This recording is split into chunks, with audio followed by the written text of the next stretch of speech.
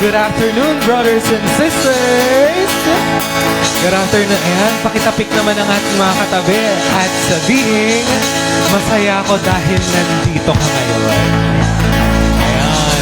God is good and all the time. Amen. Ayan, papurihan natin ang Panginoon ngayong lapakan natin siya. Ayan. So, another year, another week na nagdaan, mga pagsubok na nalampasan. Amen. Praise God. Dahil patuloy nating nalalagpasan ang mga pagsubok na binibigay niya. Amen. Ayan. So, para mabuhayan naman tayo at para hindi antokin ang lahat, maaari po bang tumayo ang lahat? Ayan. May I invite everyone to please stand? Ayan. So, today, I think yung talk natin or the big message for today is very relevant and very meaningful for us. Lalo na sa mga taong hindi pa sure or medyo nalalabuan sa kanilang pananaw sa buhay ngayon.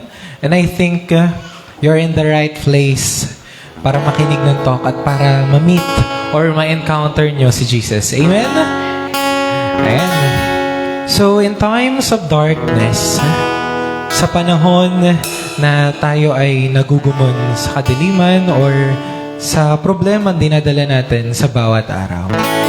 Madilim, malungkot, nakaka-depress or even anxiety na pinagdadaanan usually ng mga generation ngayon. Yes, madilim yung path, but always remember, God is there. Why?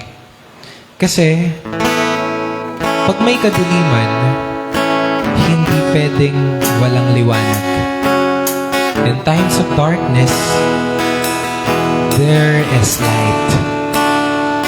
Always. Laging merong liwanag.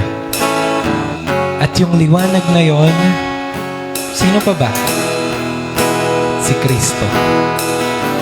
The light of the world.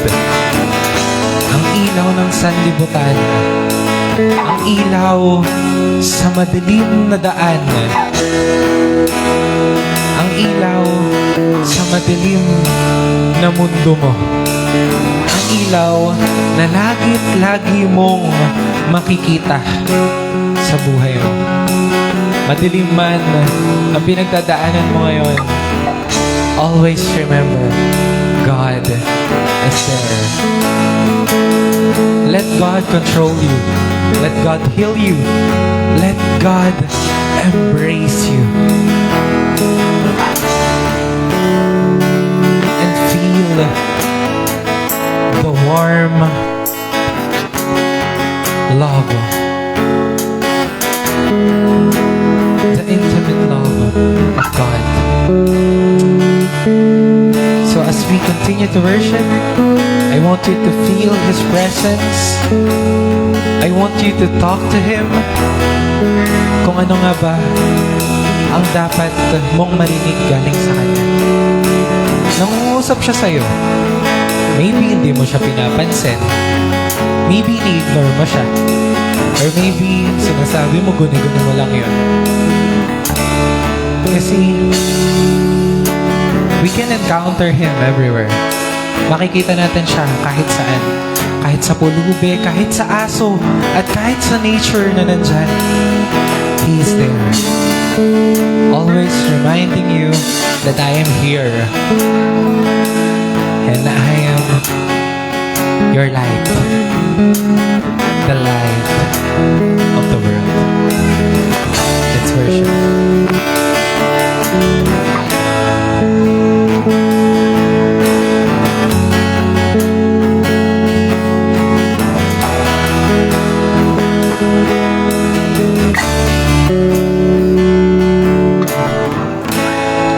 Out of nothing,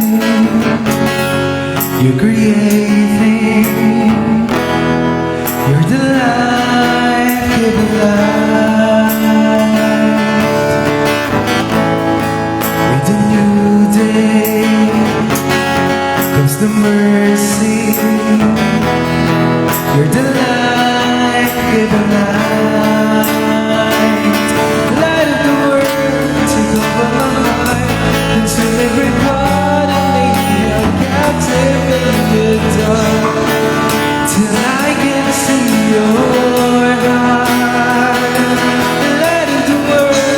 take over my life. Darkness can overcome the radiance of your love. Your light shines through me now.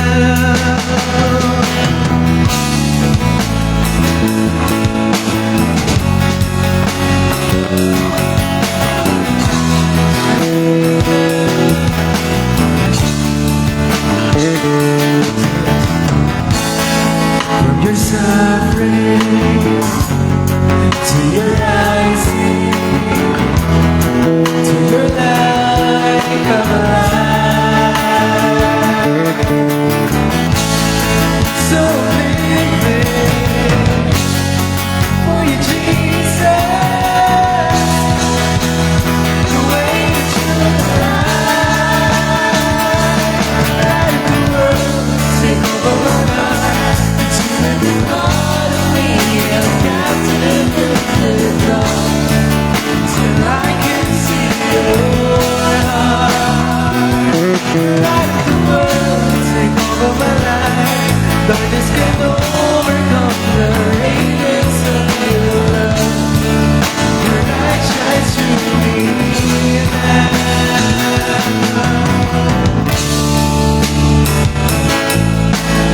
Use me, Lord. Let me feel your presence, your love.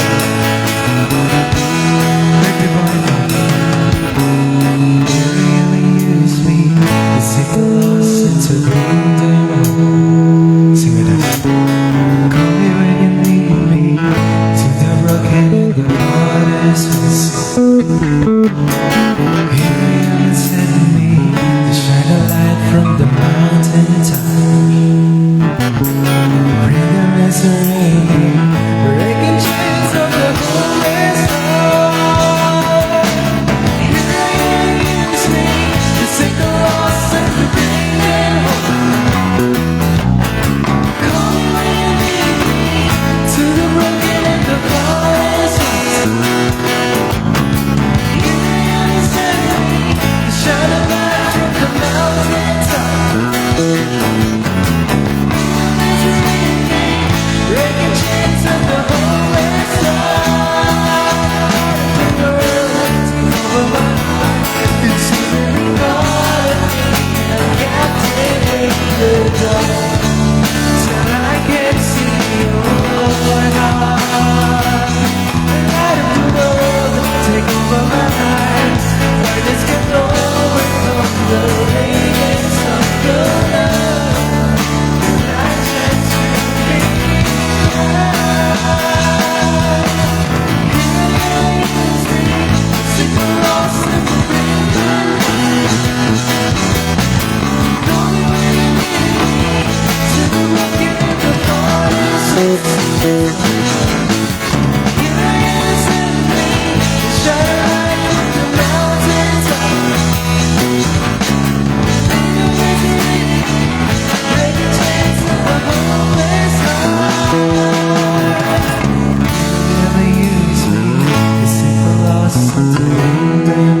Sing with us.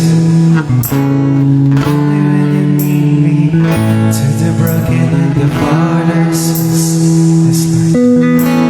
Here I am and send me to shine a light from the mountains.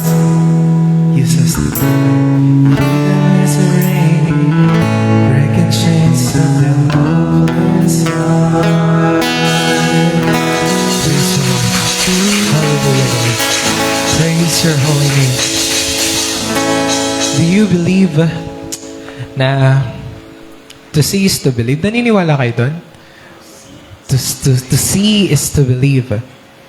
And I remember sa passage ng nung time na nag-resurrect si Lord, that si Thomas, Saint Thomas, he was a the doubter. Yan. Siya yung lagi nagdududa na hindi ako maniniwala kung hindi ko mapapasok ang aking daliri sa butas, sa tagiliran, at sa kamay ng ating Panginoon.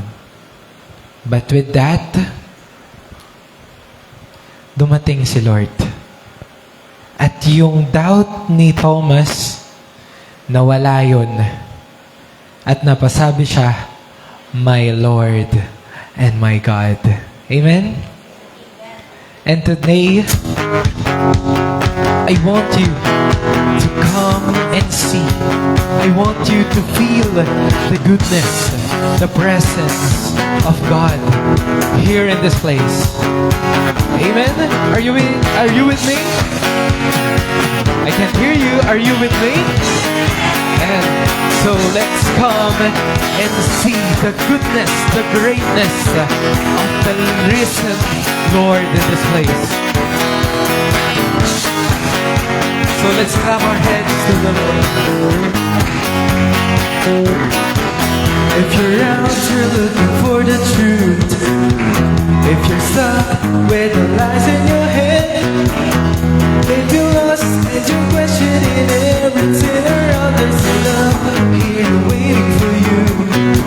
If you're somehow willing to believe, come on and dance.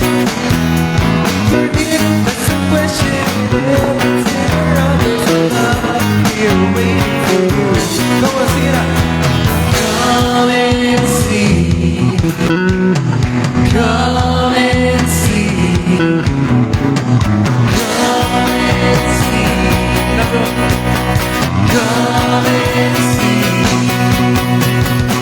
It's got its truth, cause in every day and night, there's where the sun, you can leave the lies behind. Just to believe, gain it all to bring. Come and see. Love has you, that's all you ever need. Hands up. Your mind's already blown away. Just wait, you ain't seen nothing yet. You will see greater things that's beyond imagination. Love is waiting for you. Come and see. Come and see. Come and see. Come and see. It's got its truth, cause in every day and night, it's very sure you can leave the lies behind. Did you believe you gave it all to bring your life? Come and see. Love is real, that's all you ever need. Clap your hands, Lord. Come and see. Can you feel it? The glory. There's more days it's coming from. Come and see. Can you hear it? Come and see. Amen. Get ready for a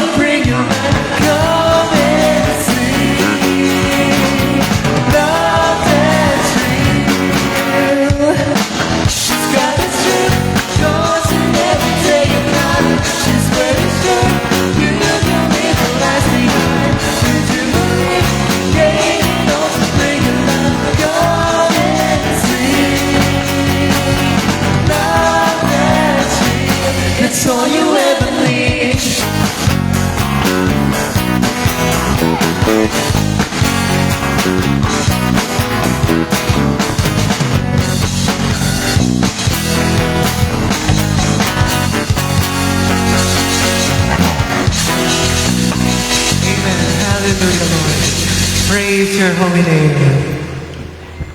Praise the Lord Jesus. Amen.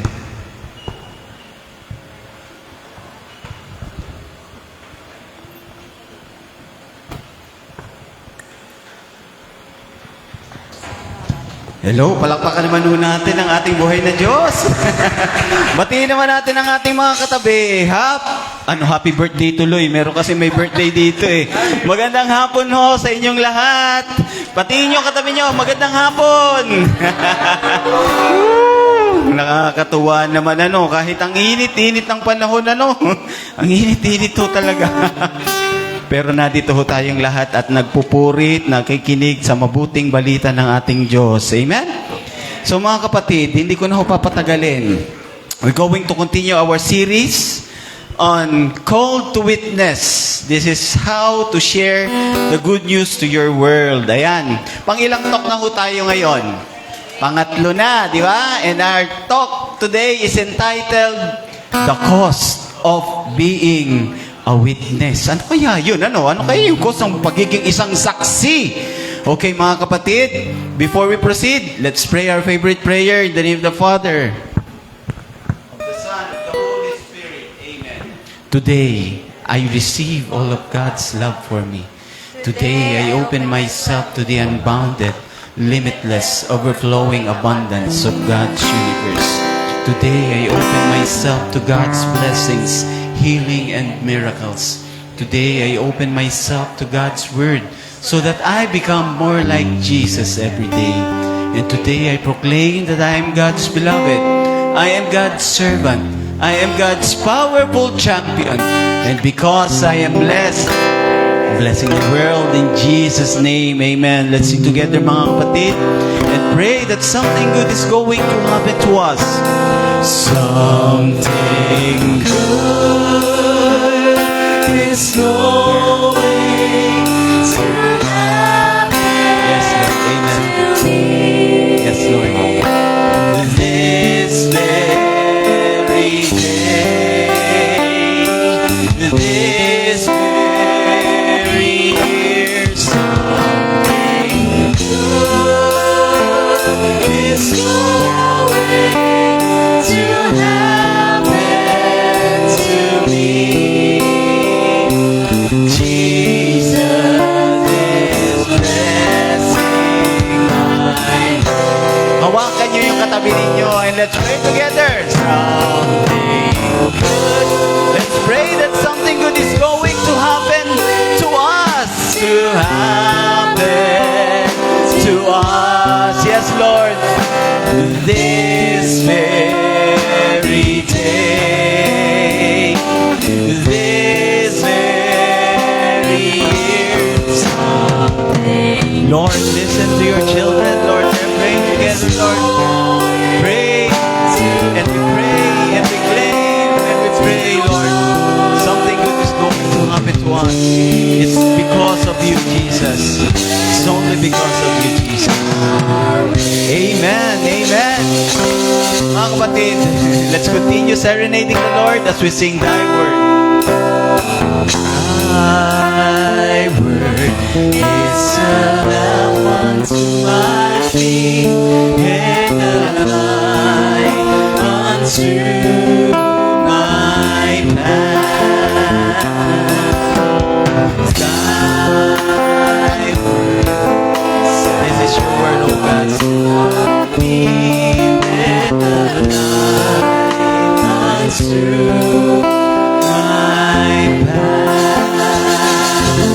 Our reading for today, sabayan niyo po ako. This is found in Acts 1 verse 8. Sabi dito, but you will receive power when the Holy Spirit comes upon you.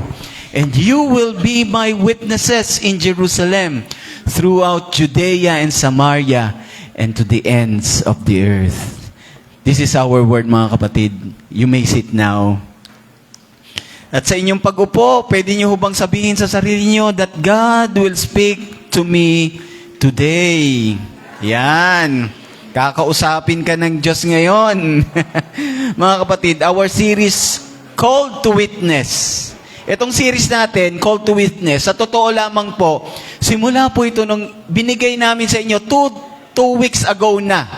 Ito yung ikatatlong week niya. Parang binabagabag po ako eh. Kayo ba? Nababagabag ho ba kayo dito sa series natin? Because mga kapatid, in this 5 talks ito 5 talk series, parang we will be exploring what it means to evangelize. Pakisabi nga po sa inyong katabi, evangelize.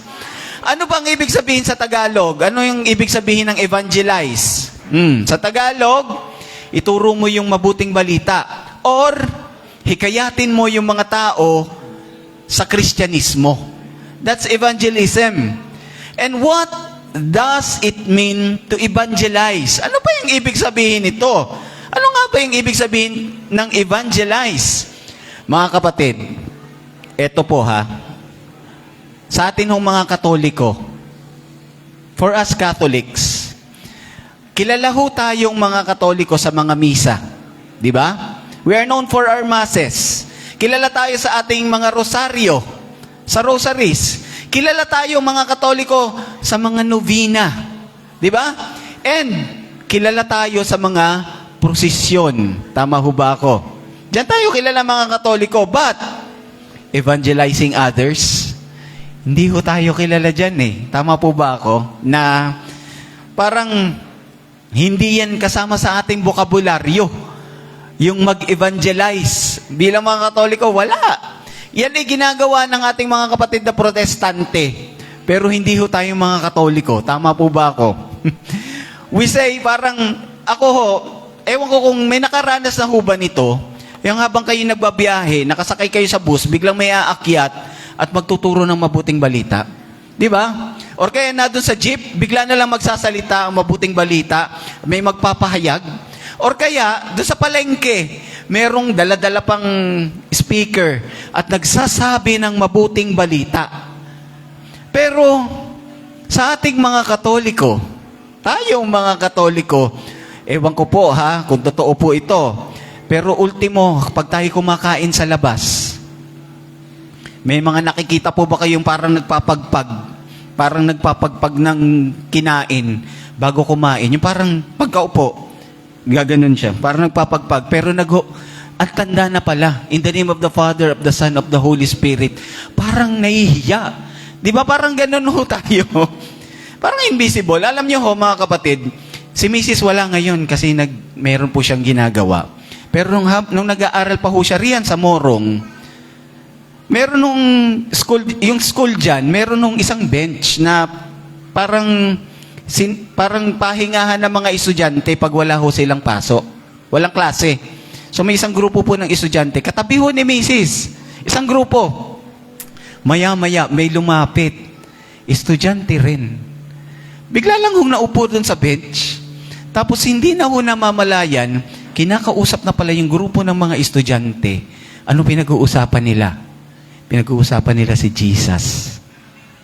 Akalain niyo po yun? Ayun po, naka-live po ako. Narinig ko. Ayun po. So, nag-uusap sila tungkol kay Jesus. Hindi kilala nung grupo ng estudyante yung umupo sa kanila. Estudyante yan. Tapos biglang nag-end sila ng usapan nila. Sige, kita ulit tayo next week Same time, same place. Meron na hong nakausap yung tao na yon, mga kapatid. Bata. Kaya po ba natin yun? Mga kapatid, pwede bang basagin ko yung ating assumption bilang mga Katoliko? Babasagin ko lamang po Ito po mga kapatid. Alam nyo ba that in the Catechism of the Catholic Church, from 1964 up to 2013 ho yan Catechism of the Catholic Church plus Vatican II documents. Ano-ano yung mga Vatican II documents? Itong Lumen Gentium, Agentes, Apostolicam, Actuositatem, 1965. Plus, yun pong mga papal encyclicals. Ano-ano yan? Evangelii Precones, Princeps Pastorum, hanggang Evangelii Gaudium, 2013 kay Pope Francis. At marami pa pong iba. iisa lang ho yung kanilang sinasabi, and they agree in one thing. Tanungin nyo ko ano? Every baptized Catholics should evangelize. Bawat bininyagang Katoliko dapat mag-evangelize. They should evangelize. Hindi yan yung, brother, para lang yan sa ginagawa ng mga pare. Or kaya yung ginagawa ng ating mga sisters. Or kaya yung ginagawa ninyo, mga preachers. Hindi na namin yan pwedeng gawin. Hindi namin yan kaya. Does this mean, mga kapatid, itong pinakita ko sa inyo ng mga kasulatan from 1964 to 2013, ang ibig sabihin ba niyan is tayo, bawat isa sa inyo, nararamdaman nyo na po ba? Kakausap kayo ng hindi nyo kakilala at pag-uusapan nyo si Kristo. Or kaya, kakatok kayo sa mga pintuan ng mga bahay at mamimigay kayo ng rosaryo. Or kaya, pupunta po kayo sa mga jeep or sa mga pilahan ng sasakyan at magpipreach ng good news. Bawat isa sa atin. Alam niyo mga kapatid, ang may advice ko sa inyo, kung kaya ninyo, why not? Sure. Pero hindi po iyan para sa lahat. Hindi po iyan para sa lahat. Parang naiisip ko yung nararamdaman ng ibang mga leaders na para bang pinepersonal nila yung mga sumusunod sa kanila na dapat mag-evangelize kayo. Mag-evangelize kayo kagaya ng ginagawa ko. Alam niyo mga kapatid, yung mga leaders po na ganun, parang naiisip ko yung mga pariseyo na sinabihan ng ating Panginoong Jesucristo. In Matthew 23 verse 4, sabi sa kanila, tie up heavy burdens, hard to bear, and lay them on people's shoulders. Parang binibigyan mo sila ng pabigat. Because of this, mga kapatid, because of this, maraming mga mabubuting tao, yung medyo parang nagigilty sila Nagigilty sila, hindi ko ba kayang mag-evangelize? Parang hindi ko kaya yung ginagawa ng iba na magpahayag ng mabuting balita sa madla, sa mga hindi ko kilala. Mga kapatid, this is the truth. The world, itong mundo po natin, it will be won through Christ through many ways. Maraming paraan para ho tayo makapag-evangelize. That is why God has given us different gifts. Iba't iba ho yung ating mga gifts. So we can be His witnesses in our own unique way. Diba? Meron dyan, magaling kumanta. Sa pagkanta pa lang ho nila, nakakapag-evangelize na sila. Si Brother Rob. Diba? Meron dyan, magaling mga sumayaw. Diba? Meron magaling sa social media. Meron mga magagaling tayong manggagamot. In their own ways, they evangelize people. Diba? Meron dyan magagaling magluto, magaling makipag-usap, magagaling sa kanilang mga sari-sariling bigay ng ating Panginoon. They can evangelize in different ways. Here are four examples. Bibigyan ko po kayo of being God's witnesses. Bibigyan ko kayo ng 4. For examples, kindness evangelism. Hindi lang yung magtuturo ka, meron yan, kindness evangelism, friendship evangelism, hospitality evangelism, and attractional evangelism.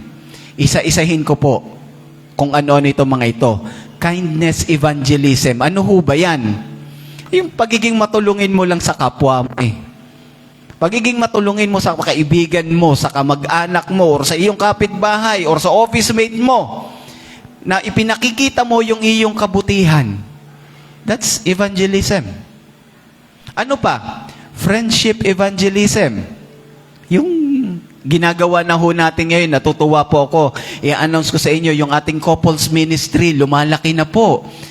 Yun lang, yung mga light groups na ginagawa po natin, living life together, yung ating Jericho. Naku, pinagmamalaki ko po yan. Every time na magkikita kami mga builders. Yun lang, that's friendship evangelism.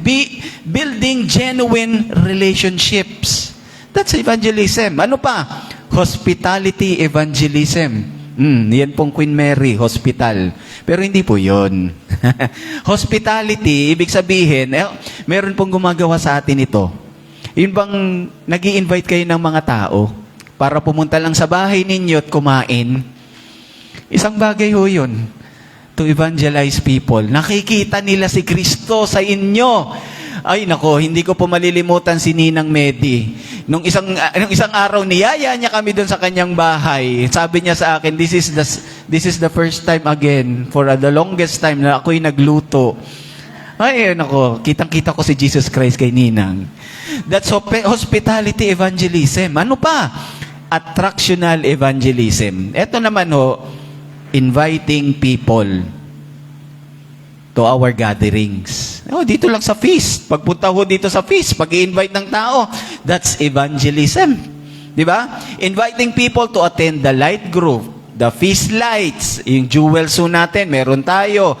Holy Week retreat, meron tayo niyan. And many others. Ayan po. Yan yung 4 na examples ng pag-evangelize. Hindi lang yung pupunta ka sa kalsada para ipangaral ang mabuting balita. Kasi hindi lahat kayang gawin yan.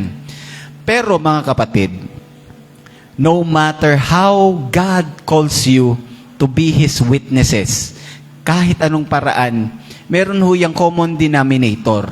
Tanong nyo ko ano? You still have to die to yourself. Kailangan mong magsakripisyo. Di ba? Hindi yan komportable.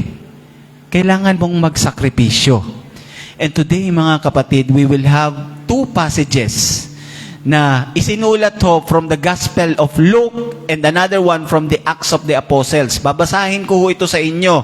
The reason Jesus says about this in Luke 24 verses 46-48. Sabayan nyo nga po ako, sabi ho ng ating Panginoong Jesucristong nabuhay, thus it is written that the Messiah would suffer and rise from the dead on the 3rd day, and that repentance for the forgiveness of sins would be preached in His name to all the nations, beginning from Jerusalem. You are witnesses of these things.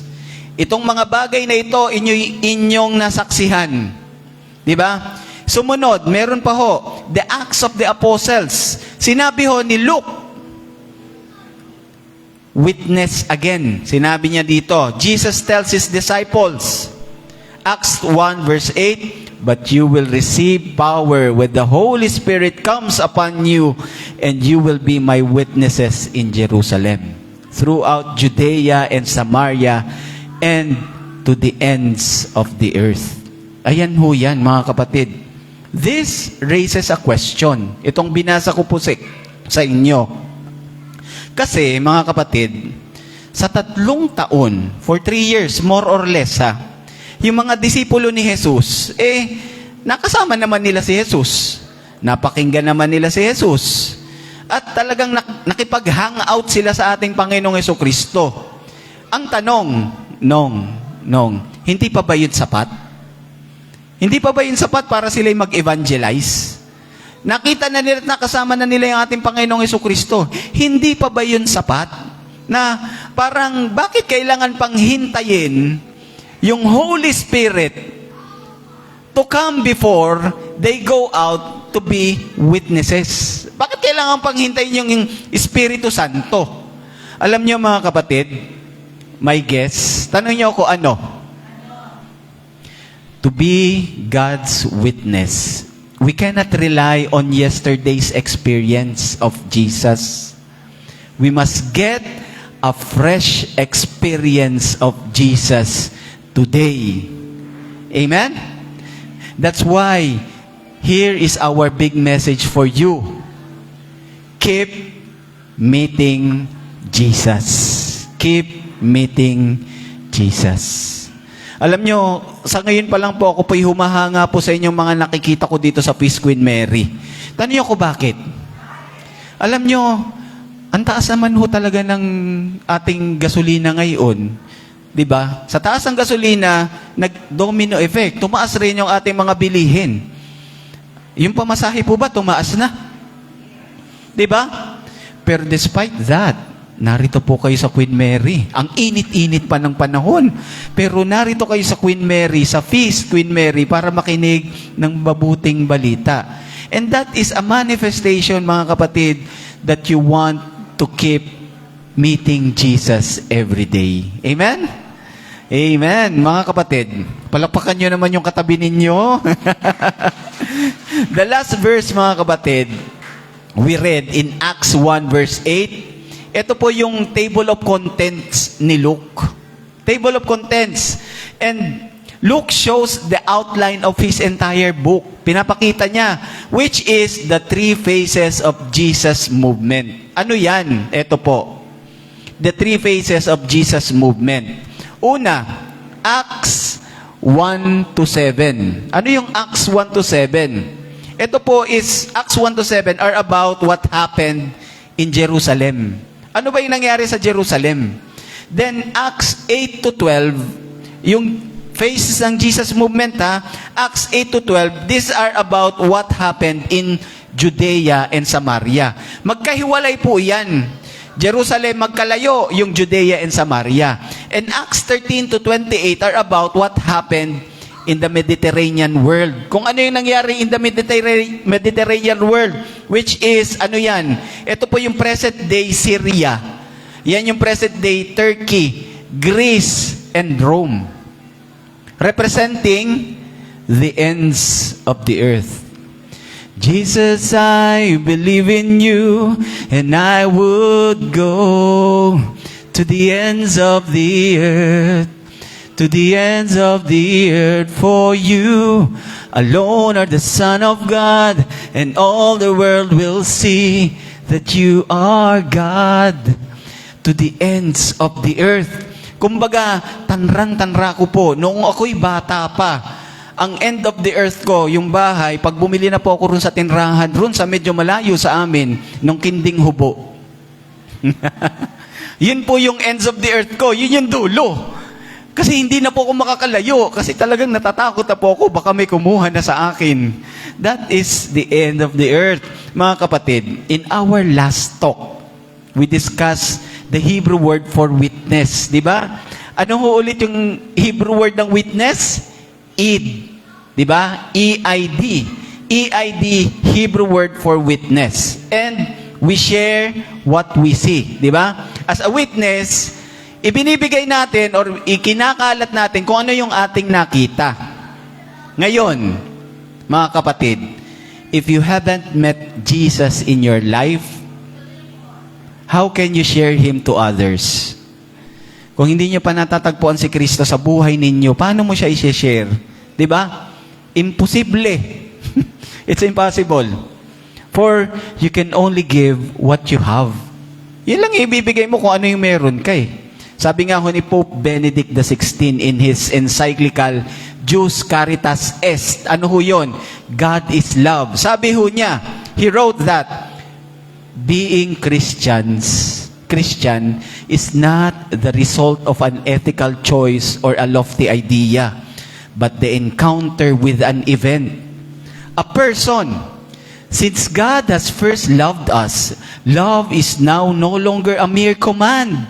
It is the response to the gift of love with which God draws near to us. Yan o yung sabi ng ating Pope Benedict XVI.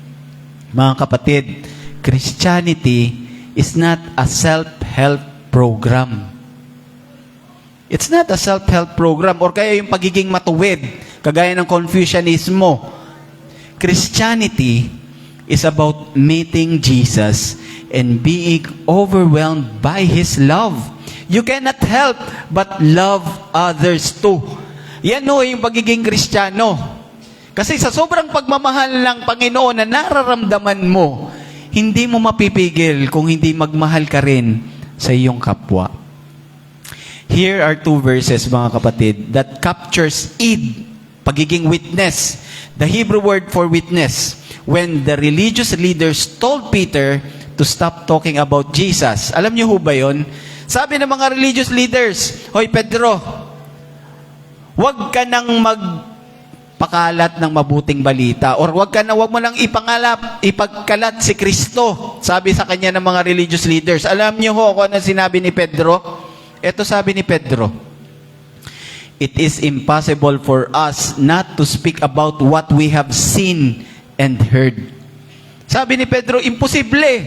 Hindi namin pwedeng ipagkalat yung aming nakita at aming narinig. That's found in Acts 4 verse 20. And if you meet Jesus, mga kapatid, and received His overwhelming love, paano ka hindi magiging saksi? Di ba? Sabi ho ni Paul sa kanyang letter sa mga taga-Corinthians, sa Corinthia, using different words, sabi ni Pedro, in 1 Corinthians 9 verse 16, woe to me if I do not preach the gospel. Yan yung sabi ni Pedro. Alam niyo, sa aking itataglish ko na lang ho kung ano yung ibig sabihin nito. Parang sinasabi niya, sayang ang buhay ko if I do not share God's love to others. Sabi ni Pedro yan, sayang yung buhay ko if I will not share God's love to others. Mga kapatid, hindi nyo kailangan ng mga motivational speaking engagement to evangelize. If you experience God's powerful love, pag naranasan nyo yung pagmamahal ng ating Diyos, parang hindi nyo yan mapipigil. Aapaw at aapaw yan, kundi i-share mo yan sa kapwa mo. Tama po ba ako? Amen? Hindi lang naman yung strangers eh. Yung mga kakilala mo, yung kamag-anak mo, talagang i-share at i-share mo yan. Uy, brother, alam mo ba, napakabuti ng Diyos. Mga kapatid, hindi siya mapipigil kahit na ikaw ay nahihirapan. Kahit ikaw ay nagkakaroon ng problema. In the Acts of the Apostles, mga kapatid, alone, si Luke, he mentions the word witness, o yung saksi, ilang beses? 16 times. Sinabi ho ni Luke yan, 16 times. Tama ba ako, Luke? Sinabi mo yun, ano? That's intentional. That's intentional, mga kapatid. Kasi merong siyang gustong iparating. Luke was driving a point. Ano yun? That anyone who follows Jesus will be an unstoppable proclaimer of Jesus. Bakit? Because the Greek word for witness is martus. Sabi niyo nga po, martus. Which is where we get the word martin. Ay, martir. Hindi martin. Yung martus, doon natin nakuha yung salitang martir. Ano ba yung martir? Yung martir, yun yung namatay ka sa iyong paniniwala. Namatay kang ipinaglalaban kung ano yung iyong pinaniniwalaan. How come? Mga kapatid, tingnan niyo po itong mabuti, ha? Being God's witness is dangerous. Ang pagiging saksi ng Diyos, mapanganib. Dito na nga lang po sa atin, usong-uso po ito ngayon. Sa ating mga court, dito sa mundong ibabaw, sa ating mga hukuman, di ba, alam niyo naman siguro yung Witness Protection Program, ano? Yan po yung Witness Protection Program, yung mga taong natatakot sa kanilang buhay dahil sila'y magiging saksi laban sa isang tao, kailangan proteksyonan niya ng gobyerno. Yung iba ko, nagbabago pa ng pangalan. At kung napapanood niyo po yung mga interview sa media, di ba yung iba yung ginagawa pang ganito? Binablur yung muka, tapos binabago yung boses. Ay, ako nga po pala si nababago. Ako yung nagsasalita, ayan biglang lumiit ang boses ko. Parang naging boses, maliit. Ganoon, natatakot sila. Brothers and sisters, meron akong sasabihin sa inyo, ha? Handa na po ba kayo makinig? May ipapangako po ninyo sa akin, ha? Na kapag narinig po ninyo ito, babalik pa rin kayo sa feast next week, ha? Kayo po ba'y nangangako? Promise. Pakisabi nga po sa katabi, ha? Pakisabi sa tabi, kapatid. Babalik pa rin tayo dito sa feast next week, han eh. Babalik pa rin kayo, ha? Promise, ha? Pinky up. Pinky up. Promise. Ito mga kapatid, ito na po. Tingnan niyo pong mabuti, ha? If you want a safe life, don't follow Jesus. Kung gusto niyo ng ligtas na buhay, huwag ho kayong sumunod kay Kristo. Bakit? Tanyo ko bakit? Kasi po, yung mga tao na ayaw ng katotohanan, binabato po niyan yung mga mensahero. Talagang pinapatay nila yung mga mensahero. That's why they killed Jesus.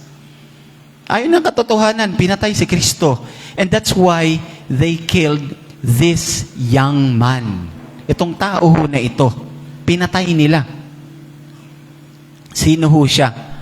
Early in Acts, we were introduced to Stephen. Si Stephen. Sino ho siya? His main ministry, si Stephen, was serving the poor. Yun yung kanyang ministry, maglingkod sa mga mahihirap. Pero, during his break, kapag may break siya, anong ginagawa niya? Si Stephen, nagpupunta yan sa templo to share about Jesus. Yun yung ginagawa ni Stephen. And some people were threatened by him. Sabi ho dito, they could not withstand the wisdom and the spirit with which he spoke in Acts 6 verse 10. Hindi nila kaya yung kanyang sinasabi. So Stephen, talagang nag-aalab ho siya kay Kristo. Nag-aalab talaga siya. And sadly, mga kapatid, some religious leaders, parang hindi natin kayang i-handle si Stephen. So, ano yung ginawa ng mga religious leaders? They presented false witnesses who testified, this man never stopped saying things against the holy place and the law. Kumuha pa sila ng mga false witnesses, yung mga hindi totoong witnesses or saksi. For we have heard him claim that this Jesus, the Nazarene, will destroy this place and change the customs that Moses handed down to us. Ayan ho, mga kapatid, inakusahan si Stephen ng mali. Para bang pamilyar ho itong nangyari na ito, mga kapatid? Totoo, pamilyar ho yan. Because those were the same lies they spread about Jesus. Yun din yung sinasabi nilang about Jesus. Mga kasinungalingan, by telling the story in this way, mga kapatid, Luke was telling us that if you follow Jesus, kapag sumunod ka kay Jesus, you must be ready to suffer what He suffered. Kapag sumunod ka sa ating Panginoong Jesucristo, maging handa ka na maranasan yung paghihirap na kanyang naranasan. In the end, mga kapatid, namatay si Stephen na parang si Jesus. Sabi ho ni Luke, in Acts 7 verse 58, they threw him out of the city and began to stone him. Itinapon si Stephen sa labas ng syudad at siya'y pinagbabato. And as he was dying, namatay ho si Stephen eh. Stephen said almost the same last word of Jesus. Anong sabi ni Stephen? As they were stoning Stephen, he called out, sabi ni Stephen, Lord Jesus, receive my spirit. Then he fell to his knees and cried out in a loud voice, Lord, do not hold this sin against them. And when he said this, he fell asleep. Patawarin mo sila at hindi nila alam yung kanilang ginagawa. Mga kapatid, Stephen was like Jesus in 3 ways. Ano ito? Si Stephen, he spoke about Jesus. He forgave like Jesus. And he died like Jesus. Imagine ninyo ho kung papaano namatay si Stephen. Imagine ninyo, few years po yan after the death of Jesus. Few years after the death of Jesus. Kung tayo po'y nabubuhay nung panahon na yon, napaka-traumatic ho sa ating sumasamba ho sa Kanya. Kasi every follower of Jesus, malamang nagtatanong, first, they killed Jesus. Next, they killed Stephen. Sino ang susunod? Who will be next? Di ba? Parang nakakatakot nakakakilabot They scattered, yung mga tao noon, running away to different directions, iba't iba. Luke says, ang sabi niya, on that day, there broke out a severe persecution of the church in Jerusalem, and all were scattered throughout the countryside of Judea and Samaria, except the apostles. Pinalabas kasi nila na hindi talaga nabuhay si Kristo. So, nung nangangaral na yung mga tao about Jesus Christ, inuusig yung mga nangangaral. Kaya yung mga tao natakot. Pinatay nila si Kristo, pinatay nila si Stephen. Sino yung susunod? Nagtakbuhan po yung mga tao at nagkalat ho silang lahat na mga sumusunod kay Kristo. Mga kapatid, nakakakilabot ho yun. Sa totoo lamang po, that's dreadful. But, eto mga kapatid, sabihin nyo nga, pero, martyrs are seeds that die to produce more seeds. Diba? Alam niyo na ba yun? Lalo mong pinipigilan yung tao, lalo yung nagpupumilit. Parang ganun ho yan About this, mga kapatid, Jesus said, sabi ng ating Panginoong Jesucristo, unless a kernel of wheat falls to the ground and dies, it remains only a single seed. But if it dies, it produces many seeds. Tanran-tanra ko po talaga. May ibon po kami sa bahay. Pag nagpapakain po ng ibon si Paulo, yung aking anak, nagkalat yung mga pagkain sa sahig. Wawalisin ko po yan at itatapon ko ron sa aming mini garden. Aba, tumutubo po. Ang rami ng ramon ng garden namin. Mga kapatid, early Christians, yung mga unang Kristiyano were forced to flee Jerusalem. Talagang napilitan silang umalis sa Jerusalem to the surrounding areas in Judea and Samaria. Ito po, those who had been scattered preached the word wherever they went. Nagkalat sila pero ipinapangaral pa rin nila yung mabuting balita kahit saan sila magpunta. Pinatay si Stephen, di ba? Stephen's martyrdom triggered phase 2 of the Jesus movement. Without Stephen's death, Christianity would have remained a Jewish subgroup for a long time. Totoo po yan. The severe persecution, mga kapatid, yung talagang matinding pag-uusig sa mga Kristiyano. Anong ginagawa? Bakit inuusig yung mga Kristiyano? Para hindi magpatuloy yung Jesus movement. Para masira yung simbahan. But, actually, mas lumaganap pa ang ating simbahan. Mas lumaganap pa yung paglaki ng ating simbahan. Kahit anong gawin nila. Kaya mga kapatid, tingnan nyo nga ho yung inyong mga buhay. Isipin nyo po yung buhay ninyo. Meron ho bang mga tao na ayaw sa inyo? Meron ba? Oh, marami raw. May narinig ako, marami. Opo. Di ba, wala naman ho tayong mapiplease na lahat. Hindi natin kayang i-please Definitely, meron magagalit or galit sa inyo. Tandaan nyo mga kapatid, God will turn your opposition to opportunity. Amen? Palakpakan naman ho natin ng Diyos. Lahat ng mga nag-oopo sa inyo, yan ay magiging opportunity. In our country, dito sa bansa natin mga kapatid, walang nangyayaring ganong pag-uusig.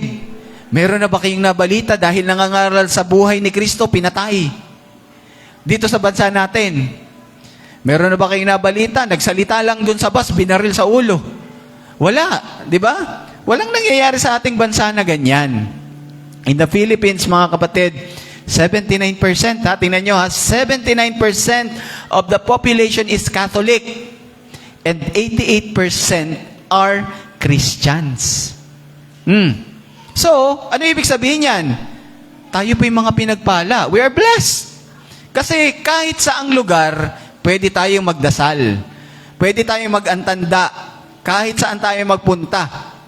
Meron ho akong mga kakilala, mga foreigners ho ito, na parang pag sinasabi, nababanggit sa kanila, we have daily masses in the Philippines. So, nagugulat sila. Araw-araw, meron kaming misa dito sa Pilipinas. Nagugulat ho sila. Even in malls. Talaga, meron kayong misa doon. And, even in government offices, meron ho tayong mga feast. Yung mga malalaking kumpanya, ini-invite ho yung ating mga feast builders para mag-preach sa kanilang mga empleyado. Mga kapatid, ang persecution natin or yung pag-uusig sa atin dito sa Pilipinas, more subtle yan eh. Medyo hindi ganun kalalim. Bakit? Sometimes, if you share your traditional moral views, pag sinasabi mo yung traditional moral views nyo, ang gagawin lang, the online cancel culture may mock you. Pag sinasabi mo yung katotohanan sa social media, mayroong magsasabi sa iyo dyan, mali ka or ikaw ay imamak. Ikaw ay uusigin. Doon lang. Or, if you say no to corruption, the materialistic culture around you will make you feel like a big loser. Hoy! Bakit hindi ka nagbayar? Dapat nagbayar ka na para nakuha mo na kaagad yung papel mo. Or bakit hindi mo binayaran yung nanghuli sa iyo? Di sana hindi kinuha yung lisensya mo. Di ba? Hindi ka gumaya sa akin. Kaunting abot lamang riyan. In one day, nakikuha ko na kaagad yung gusto ko. Di ba? Or, if you share about God in some circles, you may get rejected. Alam ko, pare-pareho po tayo ng nararanasan. Kapag may mga kaibigan tayo, at pag nagsalita na tayo about Jesus Christ, anong binabanggit nila? Hoy, tigilan mo na naman iyan, lalagpas ka na sa langit. Diba? Mga kapatid, I urge you, totoo lang po, I urge you, embrace the slight persecution that happens when you witness for Jesus. Akapin mo yung konting-konting persecution or pag-uusig sa iyo kapag ikaw ay nagiging saksi ni Jesus. Hayaan mo sila. It is such a small sacrifice. Maliit lamang po yan. Panginoon nga ho natin, inialay ang kanyang buhay. Ang sarap-sarap ng buhay niya sa langit. Bumaba siya dito sa lupa para pahirapan ng mga tao. Diba? It's a small sacrifice. Especially, mga kapatid, if you compare our little discomfort, yung ating konting paghihirap na yan, to the horrible persecution happening to other Christians. Alam niyo po ba, mga kapatid, ito magugulat ho kayo. All over the world, 388 million Christians face severe persecution. 388 million na mga Kristiyano inuusig. Sa Nigeria, try nyo pong i-research. Sa Nigeria, June 2025, isa hong armadong grupo, inatake yung isang Christian community. Namatay, 258 na katao. Mostly, doon sa namatay, babae at mga bata. Sipin nyo ho yan? In that country, sa Nigeria, mga kapatid, last year alone, meron hong 3,490 more or less na mga Kristiyano ang pinatay dahil sa kanilang paniniwala. Doon ho sa isang simbahan sa Syria, alam ko nadinig nyo na ho ito, o doon sa mga mahilig o sa mga current events.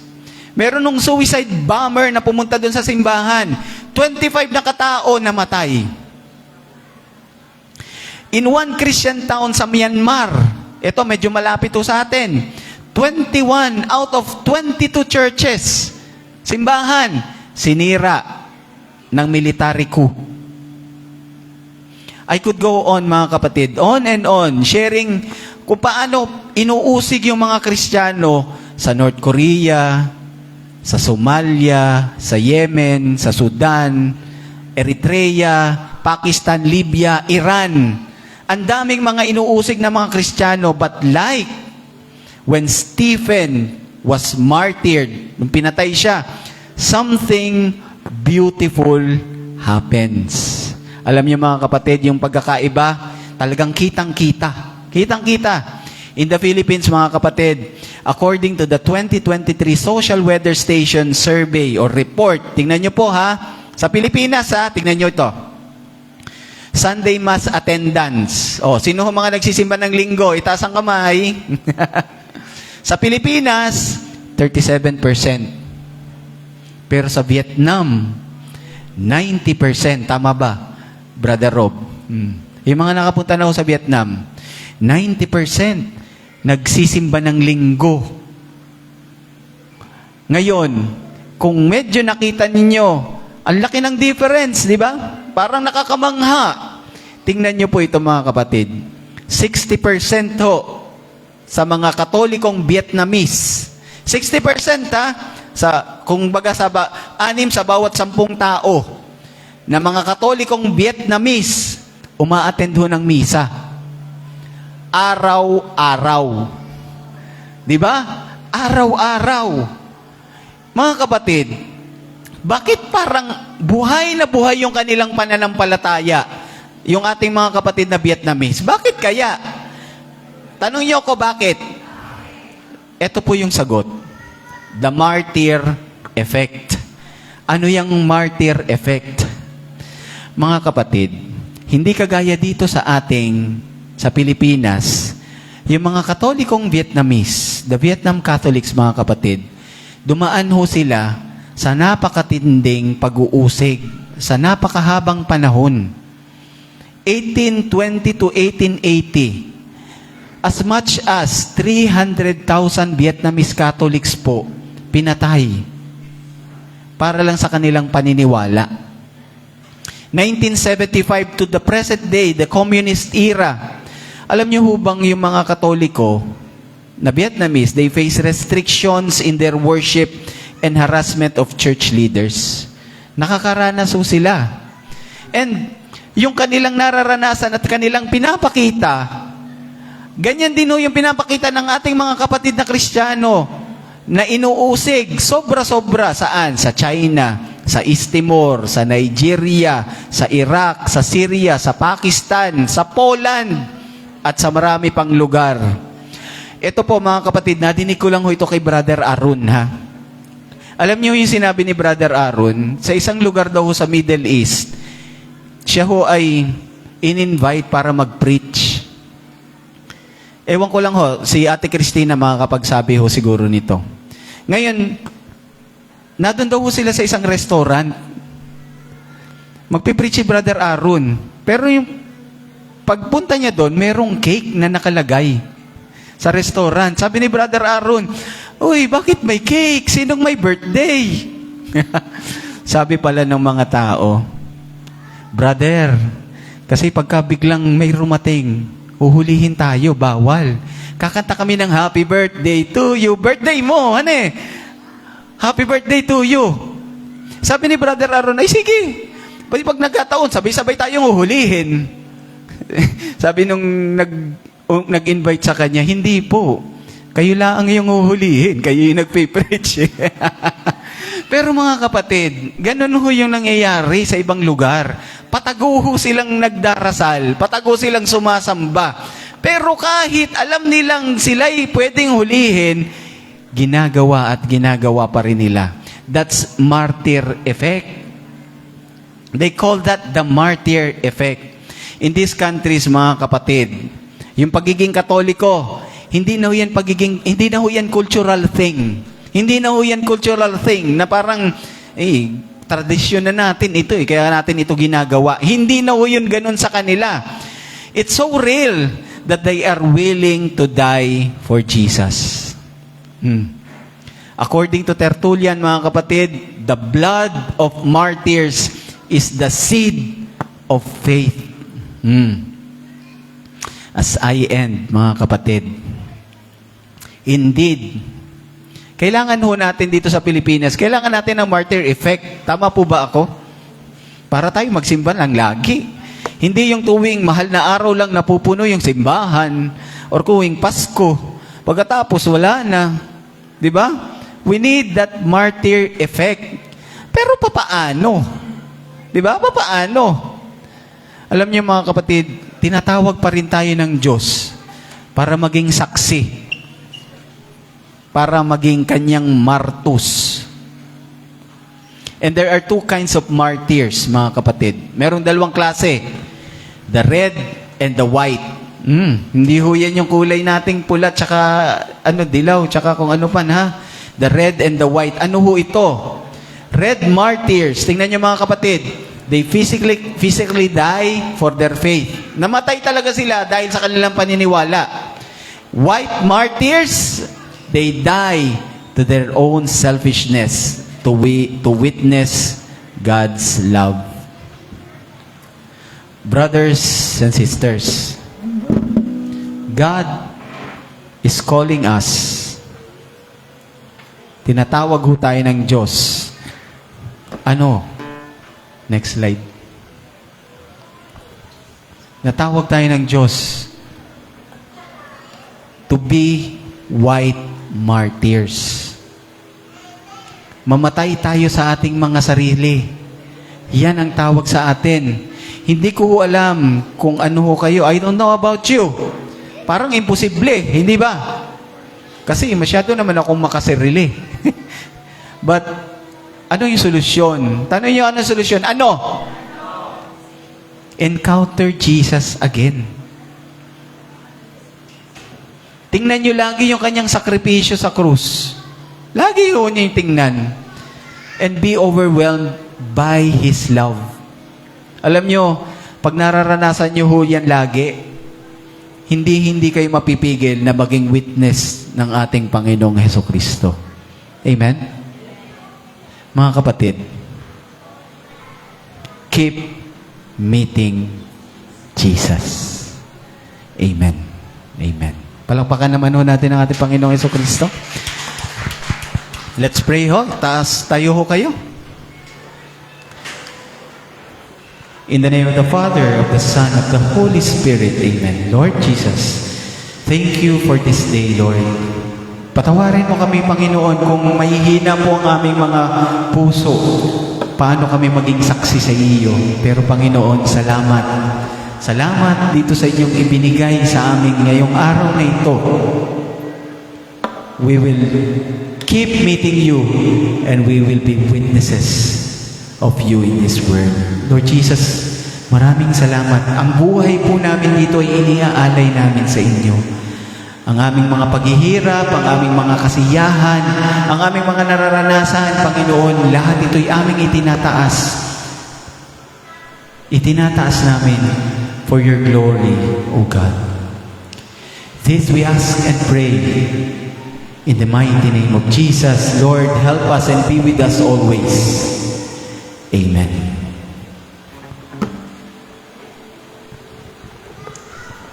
Brothers and sisters, as we sing this song, let's meet Jesus right here, right now, and feel His presence.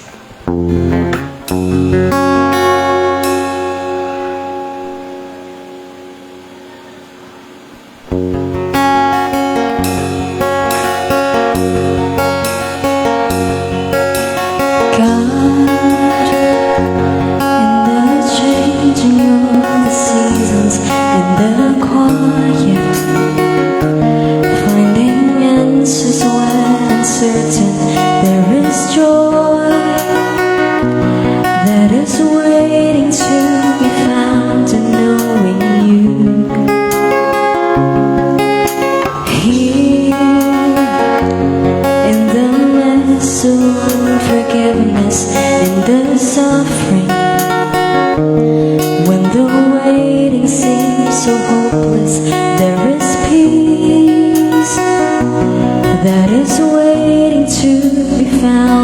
trust in you. I surrender, I surrender. You're my God, and you. All of my days belong to you. I surrender, I surrender, I surrender.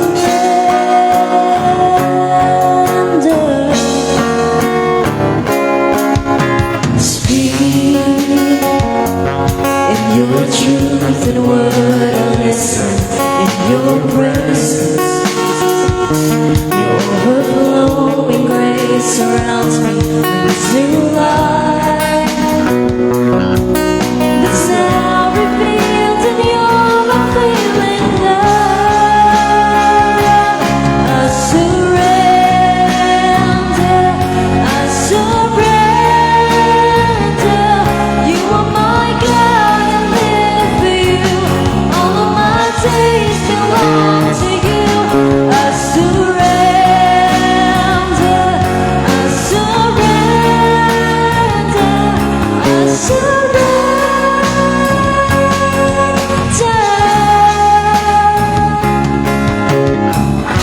Brothers and sisters, ang pagsunod po sa Panginoon ay hindi madali. Sakripisyo, tibay ng loob, pagtitiwala kahit sa mga bagay na hindi tayo sigurado. But one thing's for sure, brothers and sisters, the love of Jesus is endless.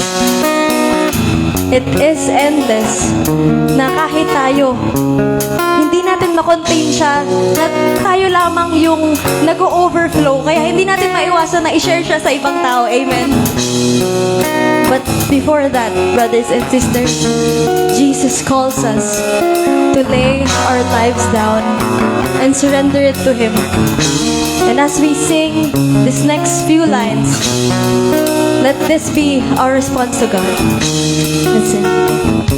I will trust, I will see, as you orchestrate my story. 'Cause there is more that you want me to become. I will wait, I will praise, as you change my life completely. 'Cause there is more to discover in your love. We'll trust, Lord. I will trust, I will sing, as you orchestrate my story. There is more to you want me to become. I will wait, I will praise, as you change my life completely. 'Cause there is more to discover in your love. 'Cause there is more to discover in your love. I surrender, I surrender. You are my God, I live for you. All of my days belong to you.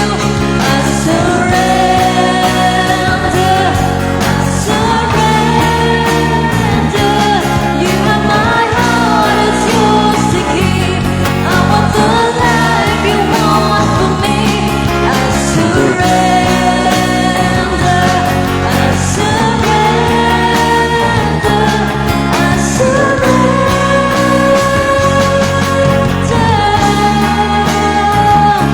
I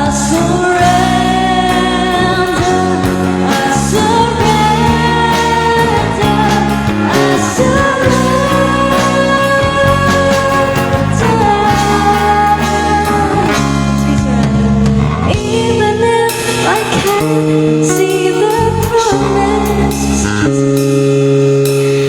and everything just seems to make no sense. And even if I see the blessing I've been praying for, you are someone, you are king above it all. Let's sing, brothers and sisters. You are someone, you are king above it all. Jesus, Jesus. you, Jesus.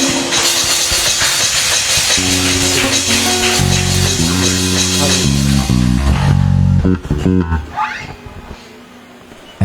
Amen. Were you blessed, mga kapatid? Naku, nakakabagabag talaga, no? Pero that's our call. Pwede ho muna maupo ang lahat. Meron ho tayong konting announcement. So, ayan po, mga kapatid, tatawagin ko ho yung ating mga youth representatives. Meron ho tayo ditong mga kasama from Feast Binangonan. Tawagan ko po sina Brother Mirko. Ito po. Si Sister Shan. Ayan. Tsaka si Sister Mai. Happy birthday. Sige. Ayan. Nandito po talaga kami para makikain sa birthday. Ay, sorry. Ayan, welcome po. Welcome. Ayan. So, yan po, naka-flash po sa screen natin. So, this coming May 29, 2026, meron po tayong Paint Someone Today. So, kung narinig nyo na po ito, may nangyari na po kasi sa atin na ito sa Santa Lucia. So, this is the batch 2 naman po. And this is for Feast Binangonan and Feast Cardona. And this will be having one session in the afternoon, 1:30 p.m. to 3:30 p.m. po. So, ito naman po ay gaganapin sa may Ellie Coffee sa Binangonan po. So, aware naman po kayo no, sa may bandang San Juan. Yun. We'll also share some videos kung paano po kayo makakapunta doon. Sean. Ayun nga po, na-announce ko na rin po dito yon noon. So, ito nga po, as Kuya Mirko said, this is the batch 2 of our fundraising, a fundraising art workshop to bring more young people closer to Jesus. So, meron po tayo, noong batch 1, meron po tayong 4 na participants from our feast. So, sana ngayon, since mas malapit, sana po mag-participate po tayo. Hindi lang po ito pang youth, pwede po ito sa mga working na, all ages po ito. Yun Yes. po, sana po makita namin kayo sa May 29. Pag kayo wala doon ako. Yun, akin. Thank you po. Mga kapatid, itong mga kabataan ho na ito, yun yung mga, yung ganyang maliliit noong una. Ayan, na sila na ngayon yung nangangasiwa ng ating youth. So, suportahan ho natin ang ating youth. Inilapit na ho nila yung kanilang activity, Paint Someone Today. Kasi, nakita po namin, 4 po yung ating participants dito sa Queen Mary. Napuno po yung Santa Lucia, yung kanilang yung kwarto ho nila doon para ho dito sa activity na ito. So, inilapit ho nila kasi talagang maraming nabe-bless. And sa totoo lamang mga kapatid, tulungan din natin ang ating youth kasi magkakaroon po sila fundraising activity nila ito para sa kanilang Camp Calye. Yee! Hey, meron pa tayong announcement, Martin. Ayan, mga kapatid. Siguro naman napapansin niyo po, no? Ako na yung nag-preach, ako pa rin po yung tumutugtog rito ngayonan eh. Wala lang po kasi si Mrs. Siya yung anak ko medyo busy. Pero nag-i-invite po ako na kung sino pa po yung mga, sa tingin ninyo kayo yung mga anointed na para tumugtog or mag-serve. Hindi lang ho dito sa ating music ministry. Pwede kayo maging greeters every time na nasa simbahan tayo. Pwede kayo mag-lead ng worship. Marami pa hong ibinibigay. Marami tayong, di ba sabi nga natin kanina, there are many ways to serve the Lord. Kung sa tingin nyo meron kayong talent para maging witness ni Jesus, gamitin ho natin. This is the best place dito sa feast. Amen? Meron pa tayong announcement?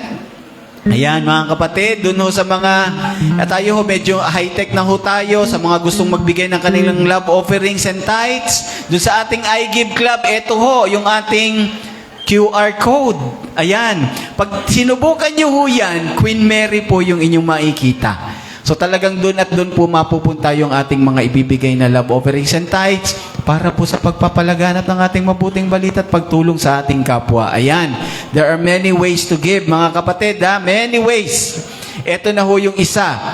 Bukod ho dito sa ating pagpunta dito sa feast. Ayan. So, I invite Hill, meron pa tayong announcement? I invite Hill po para sa ating love offering. Ayan, so tayo po tayo lahat. So dadako na tayo sa ating favorite part, which is hindi tayong humihingi kung hindi tayo ang magbibigay. Ayan, So we can raise our love tithes, our love offerings. Ayan. So ipagdasal natin yan. So in the name of the Father, the Son, the Holy Spirit. Amen. Amang Diyos na makapangyarihan sa lahat, pinupuri at pinasasalamatan ka namin. Salamat po sa patuloy na pagbibigay sa amin ng biyaya at pagpapala.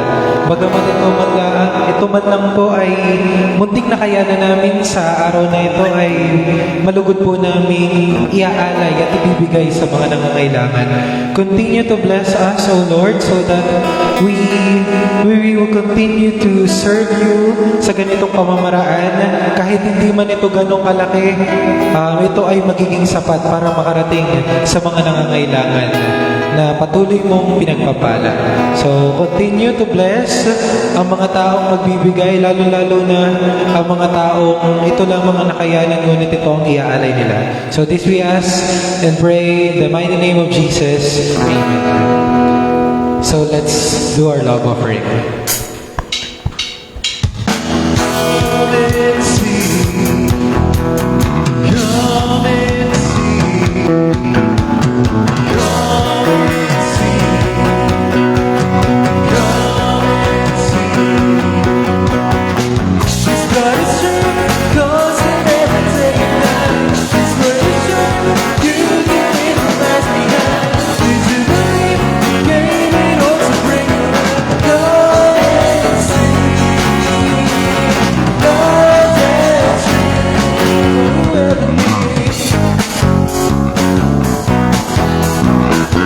Thank you, brothers and sisters. I hope you're blessed today, and I hope bring your friends and family next week, and God bless everyone. Mag-ingat po pag-uwi.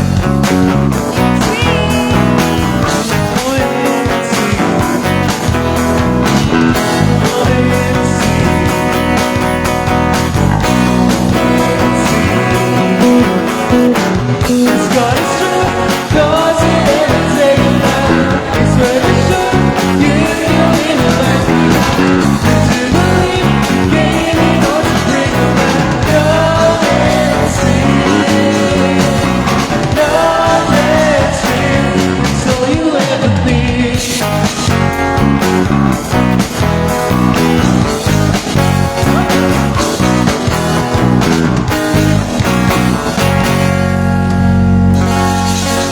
God bless everyone. See you next week.